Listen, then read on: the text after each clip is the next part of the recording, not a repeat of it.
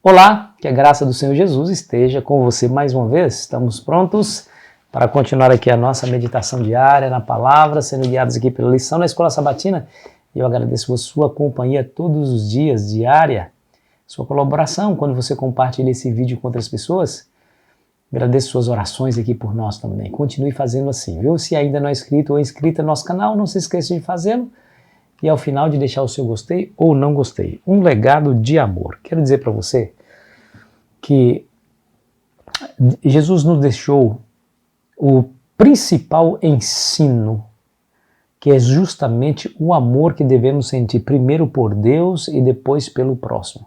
Aliás, uma coisa depende da outra. Se nós amarmos a Deus sobre todas as coisas, se nós nos aproximarmos dele, o amor dele será implantado no nosso coração de tal maneira que será uma consequência imediata e natural amar aquelas pessoas que estão ao nosso redor. Satanás lutou contra Deus e contra o caráter de Deus, dizendo que Deus é um Deus tirano, que Deus é incapaz de sentir amor por alguém. Imagina só. E o apóstolo João, ele trouxe as palavras de Cristo lá em João 13, versículo 35, que nos diz assim, ó: nisso conhecerão todos que sois meus discípulos, se tiverdes amor uns aos outros. Jesus ensinou que esse é o caminho. Amar as pessoas farão com que o mundo saibam que realmente somos discípulos de Cristo. Aliás, que todos saibam que o amor de Cristo está em nós e que Ele é a mola propulsora da nossa existência e das nossas ações. As pessoas somente crerão em nós quando realmente tivermos amor uns para com os outros. Em 1 João capítulo 4, verso 21, ele também nos diz: ora, temos da parte dele este mandamento, que aquele que ama a Deus, ame também a seu irmão. O apóstolo João também diz aqui em outro lugar, na sua mesma carta, que aquele que diz que ama a Deus, mas odeia o seu irmão, está mentindo, porque não pode amar a Deus que não vê e odiar o irmão que vê. É uma contradição desastrosa. Não tem como um testemunho desse ser acreditado por alguém ou por ninguém. Não tem como.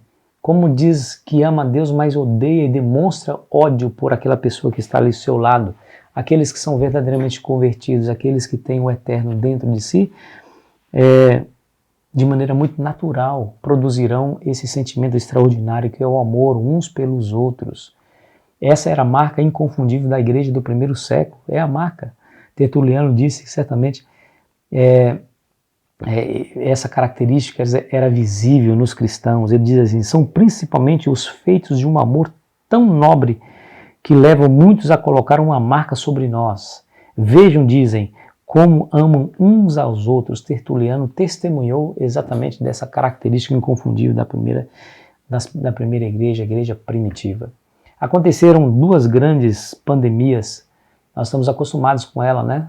Acabamos de sair de uma agora, mas no segundo século, segundo e terceiro século. No segundo século, cerca do ano 160, aconteceu a pandemia chamada de peste antonina. E 100 anos depois, 260 depois de Cristo, no terceiro século, outra peste avassaladora acometeu aquela região, peste de Cipriano.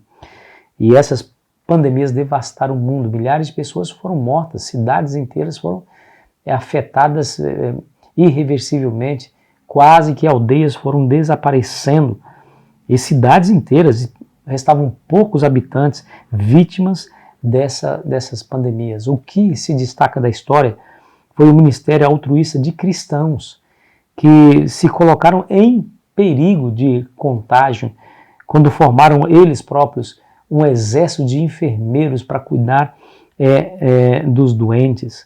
Muitos deles sucumbiram, foram infectados por aqueles que eles cuidavam e morreram da peste que eles estavam tentando salvar as pessoas dela, né?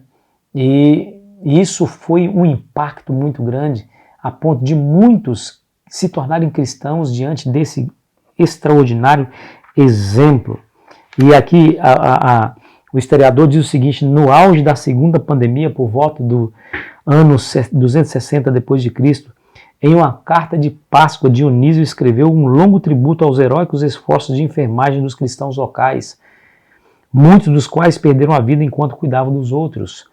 A maioria de nossos irmãos cristãos mostrou amor e lealdade ilimitados, sem se importar com o perigo, se encarregaram dos enfermos, atendendo a todas as suas necessidades e ministrando-lhe em Cristo.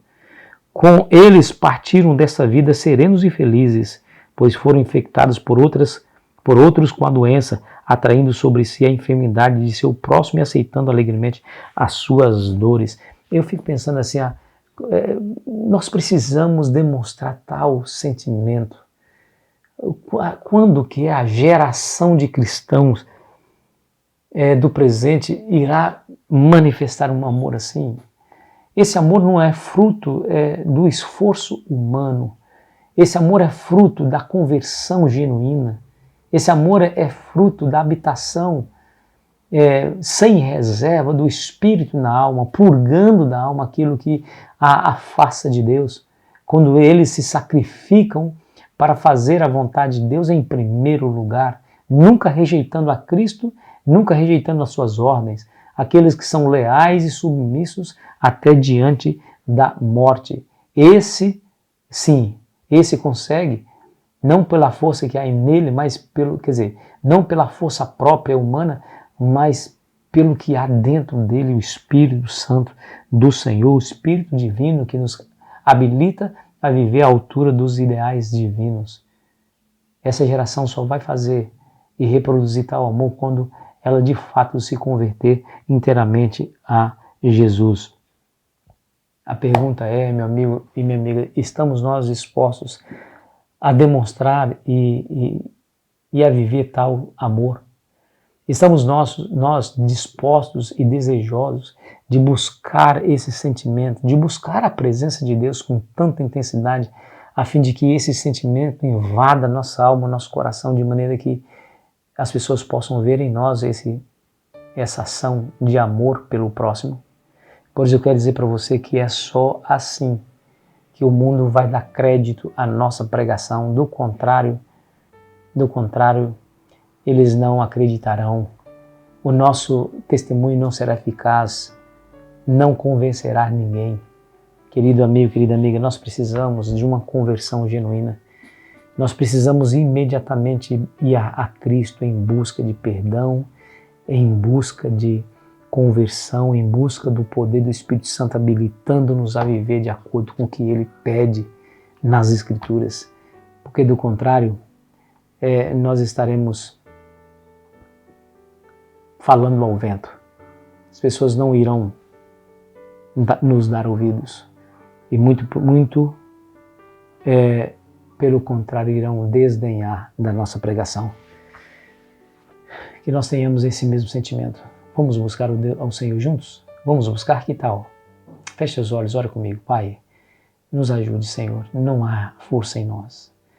Não há força em nós. O amor vem de Ti, Senhor, por isso habilite-nos com o Teu Espírito Santo habitando dentro de nós, a fim de que o amor possa ser visto em nós, em nossa vida, em nosso ministério. Ajuda-nos, Senhor, por amor a Cristo, em nome de Jesus. Amém. Foi muito bom estar com você, querido amigo, querida amiga. Amanhã continuaremos aqui a nossa jornada e eu fico esperando você ansiosamente. Aproveite bem o seu dia.